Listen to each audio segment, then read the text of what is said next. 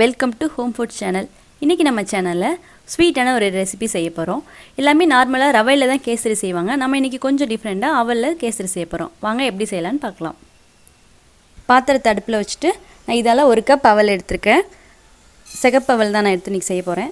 இதை ஃபஸ்ட்டு நல்லா வறுத்துக்கலாம். எண்ணெயெல்லாம் எதுவும் ஊற்றாமல் நல்லா வறுத்து எடுத்துக்கலாம். இதை வெள்ளை அவல்லையும் செய்யலாம். நான் சிகப்பு அவல் உடம்புக்கு கொஞ்சம் நல்லது, அதனால் நான் சிகப்பு அவலை தான் செய்கிறேன். நீங்கள் வெள்ளை அவல்லையும் இதே மாதிரி செஞ்சுக்கலாம், நல்லா தான் இருக்கும். இப்போ 2 நிமிஷம் நல்லா வறுத்துட்டோம். நல்லா வறுபட்டுடுச்சு. நல்லா வறுபட்டுடுச்சா என்னென்னு பார்க்குறதுக்கு இந்த மாதிரி கையில் எடுத்து இப்படி பண்ணோன்னா கொஞ்சம் உடையும்.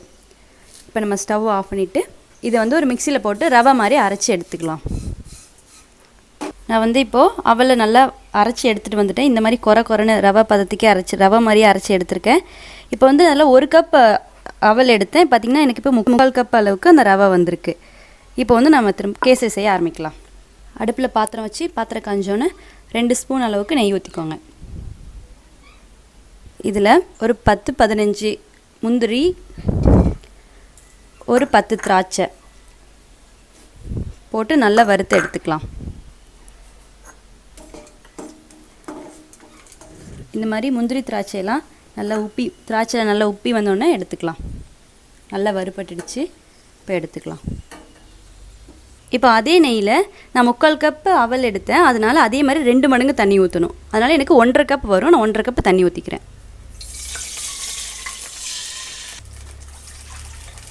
1 மடங்கு அவல்னால் 2 மடங்கு தண்ணி எடுத்துக்கணும். இது நம்ம நார்மலாக ரவையில் செய்கிற கேசரி மாதிரியே தான் செய்யணும்.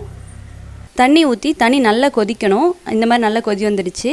இப்போ நம்ம இதில் அந்த அவலை சேர்த்துக்கலாம். கொஞ்சம் கொஞ்சமாக சேர்த்து கிளறி விடுங்க, கட்டியாக போயிடும். அதுக்காக கொஞ்சம் கொஞ்சமாக சேர்த்து இந்த மாதிரி கிளறிக்கோங்க.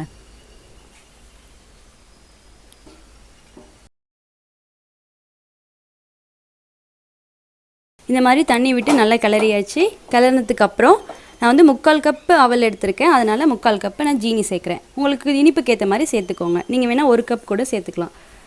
நான் 3/4 கப்பு ஜீனி சேர்க்குறேன். ஜீனி போட்டதுக்கப்புறம் இந்த மாதிரி கட்டி விடாமல் நல்லா கிண்டிக்கோங்க. அடுப்பில் சிம்லேயே வச்சு செய்யுங்க, அப்போ தான் கட்டி விடாமல் இருக்கும். இப்போ கொஞ்சமாக நெய் விட்டுக்கலாம். நெய் விட்டு கொஞ்சம் கிண்டிக்கோங்க. இதுக்கு நம்ம கலர் பவுடர்லாம் எதுவுமே சேர்க்க வேண்டியதில்லை. வெள்ளை அவலில் செஞ்சோன்னா நீங்கள் கலர் சேர்த்துக்கோங்க. அப்போ தான் கொஞ்சம் கேசரி மாதிரி இருக்குங்கிறதுக்காக வெள்ளை அவலில் செஞ்சோன்னா கலர் சேர்த்துக்கலாம். இதுக்கு கலர்லாம் தேவை கிடையாது.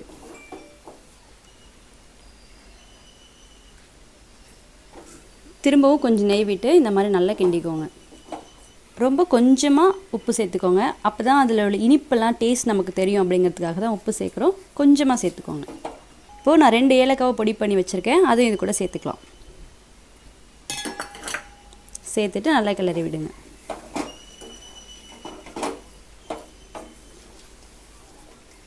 ஏலக்காய்லாம் போட்டு நல்லா கிண்ணத்துக்கப்புறம் நம்ம வறுத்து வச்சுருக்கோம் இல்லையா முந்திரி திராட்சை, அதை இது கூட சேர்த்துக்கலாம். சேர்த்து நல்லா கிளறி விட்டுட்டு அடுப்பை ஆஃப் பண்ணிக்கோங்க. நம்ம சூப்பரான அவல் கேசரி ரெடி ஆகிடுச்சு.